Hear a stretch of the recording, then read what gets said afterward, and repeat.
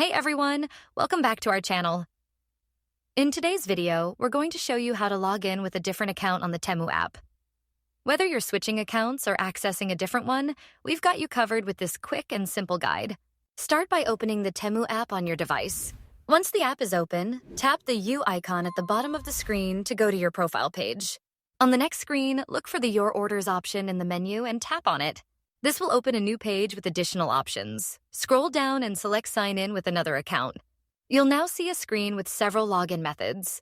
Depending on how your new account is set up, you can choose to log in with Google, Facebook, Apple, or other platforms. Select the method linked to your new account, enter your credentials, and you're all set. You've successfully switched to a different account in the Temu app. Logging in with a different account on the Temu app is that easy. If this tutorial helped you, make sure to give it a thumbs up, subscribe to our channel for more tips and tricks, and hit that notification bell so you never miss an update.